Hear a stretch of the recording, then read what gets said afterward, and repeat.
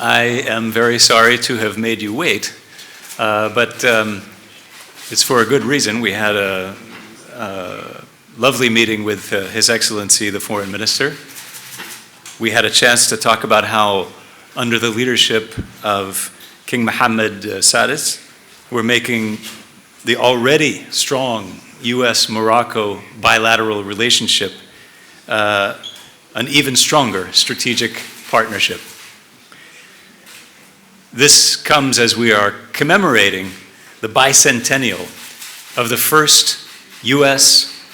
diplomatic mission in Morocco, the Tangier American Legation, and celebrating over 200 years of friendship between our two countries. Of course, our bilateral relations are even older than that, dating back to the independence of the United States, when Morocco was the first country to recognize our fledgling country.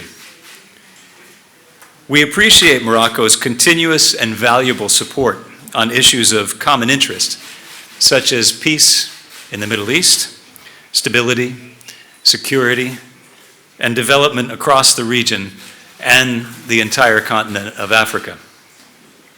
We're working together to defeat the pandemic. Just this past weekend, the United States provided more than 300,000 Johnson & Johnson vaccines to Morocco. These one-shot vaccines will boost the kingdom's already very successful vaccination campaign. We've also invested more than $15 million in Morocco's COVID-19 response, working with the Ministry of Health and other partners to raise awareness about the virus and to train healthcare workers, study the effectiveness of different vaccines, and provide laboratory equipment and supplies. This past weekend, we were also excited to see the inaugural commercial flight between Tel Aviv and Marrakesh. The United States welcomes Morocco's steps to improve relations with Israel, because this relationship will have long-term benefits for both countries.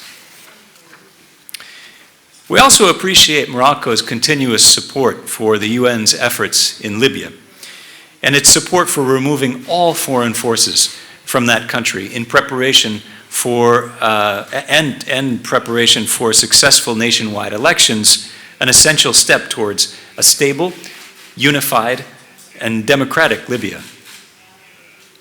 On Western Sahara,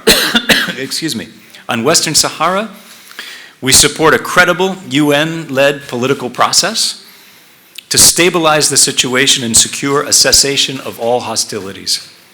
We're consulting with the parties about how best to bring about a halt to the violence and ultimately achieve a lasting settlement. We strongly support UN efforts to appoint a personal envoy of the Secretary General for Western Sahara as quickly as possible. We are prepared to be actively engaged with all sides in support of that person. Morocco is also a close partner with the United States on a range of security issues.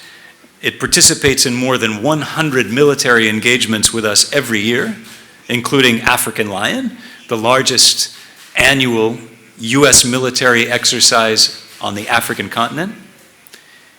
And this exercise returned to Morocco last month after a one-year hiatus because of the pandemic. Last year, we signed a 10-year roadmap for defense cooperation, which is a symbol of our long-term strategic cooperation. Morocco is the only country in Africa with which we have a free trade agreement, and we and our companies see Morocco as a gateway to the continent. This year marks the 15th anniversary of that agreement. Both countries have benefited greatly from it through the creation of thousands of jobs in both countries and a five-fold increase in the volume of our trade to over $5 billion annually.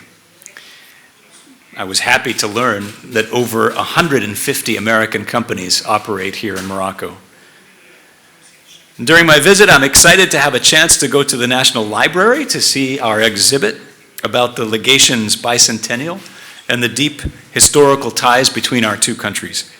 This exhibition is free and open to the public and will be on display at the National Library until October, when it will move to the Slawi Foundation in Casablanca. So, get your vaccine as soon as possible, put on your mask, and go visit the exhibit. Thank you.